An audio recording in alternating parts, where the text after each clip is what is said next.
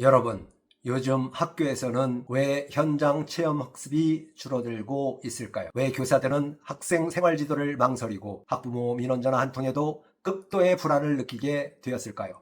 그 중심에는 바로 정서적 아동학대 신고 문제가 있습니다. 원래 아동학대 처벌법은 아이들을 보호하기 위한 법이었습니다. 하지만 지금 교육 현장에서는 정당한 생활 지도조차 아동학대 신고로 이어지는 사례가 반복되면서 교권 위축과 교육 붕괴에 대한 우려가 커지고 있습니다. 실제로 교사들은 학생을 지도하다가 신고당할까 두렵다, 현장 체험학습 자체를 피하고 싶다라는 공공연히 하고 있습니다. 오늘 영상에서는 아동복지법과 정서적 학대 조항이 교육 현장에 어떤 영향을 미쳤는지 실제 통계와 법률 근거를 바탕으로 분석하고 어떤 방향으로 제도가 개선되어야 하는지 함께 이야기해 보겠습니다. 현재 논란의 핵심은 아동복지법과 아동학대범죄의 처벌 등에 관한 특례법입니다. 현행 아동복지법 제17조는 아동에게 정신적 고통을 주는 행위를 금지하고 있습니다. 문제는 정신적 고통 혹은 정서적 학대 기준이 매우 추상적이라는 점입니다.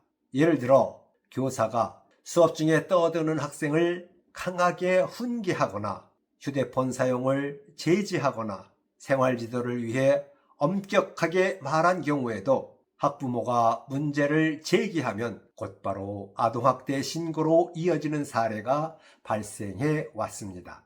실제로 교육부 자료에 따르면 서희초 사건 이전인 2022년에는 교원을 대상으로 한 아동학대 신고가 월 평균 142건 수준이었습니다.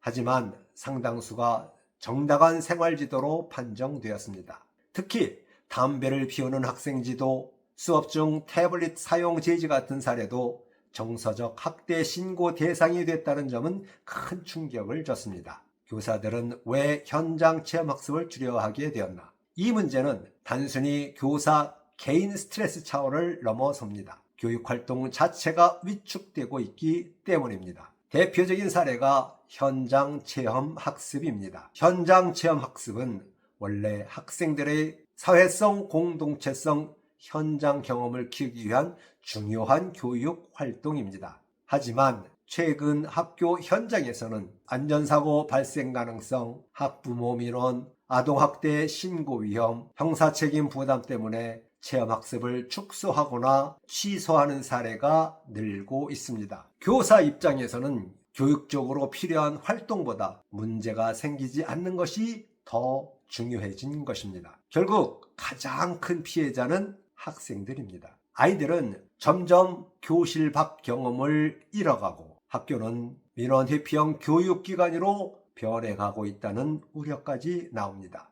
교권 붕괴는 결국 교직 기피로 이어진다. 이 문제는 이미 교직 기피 현상으로 연결되고 있습니다. 2025학년도 주요 교대 합격선은 지속적으로 하락했습니다. 종로학원 분석에 따르면 서울교대, 춘천교대, 광주교대 등 주요 교대 5곳의 평균 합격선은 2023학년도 2.74등급에서 2025학년도 3.61등급까지 하락했습니다. 춘천교대 일부 전형에서는 내신 6등급대 합격 사례까지 등장했습니다. 과거 최상위권 직업 선호도를 보이던 초등교사가 지금은 기피직군이 되고 있다는 의미입니다. 현직 교사들의 이직 의사도 심각합니다. 동아일보 보도에 따르면 저연차 교사의 62%가 이직 의향을 보였습니다. 이건 단순히 교사들의 불만 문제가 아닙니다. 좋은 인재가 교직을 떠나면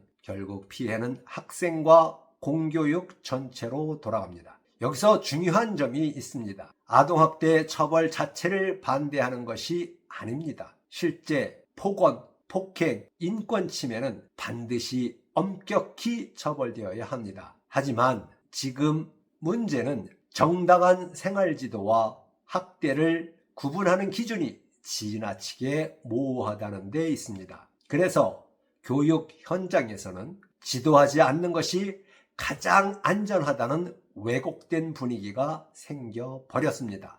그 결과 문제행동 방치, 생활지도 포기, 교육 회피, 형식적 수업 같은 현상이 나타나고 있습니다. 그렇다면 해결책은 무엇일까요? 첫째, 정당한 교육 활동에 대한 면책 기준을 더욱 명확히 해야 합니다. 이미 정부는 서희초 사건 이후 정당한 생활지도를 아동학대로 보지 않도록 법 개정을 진행했습니다. 하지만 여전히 현장에서는 일단 신고되면 수사부터 받는다는 두려움이 큽니다. 따라서 교사의 교육 활동에 대해서는 명백한 고의, 반복, 악의성이 없는 경우 수사 이전 단계에서 교육청 전문심의 절차를 강화할 필요가 있습니다. 둘째, 악성 민원에 대한 강력한 대응 체계가 필요합니다. 교사가 개인적으로 민원을 감당하는 구조는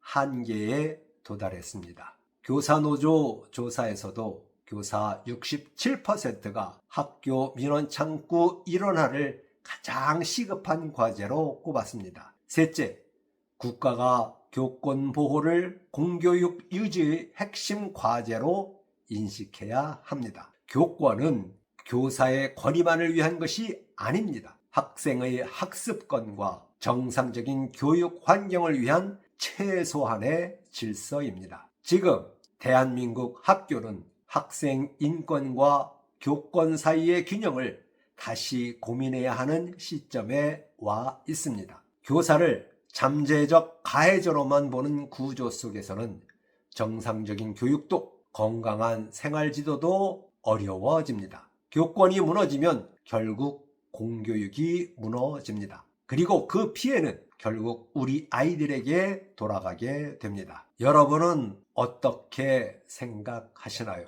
현재의 아동학대 신고제도가 아이들을 더 안전하게 만들고 있다고 보시나요? 아니면 교육 현장을 지나치게 위축시키고 있다고 보시나요? 댓글로 여러분의 생각을 남겨주십시오. 영상이 도움이 되셨다면 좋아요와 구독 부탁드립니다. 시청해 주셔서 감사합니다.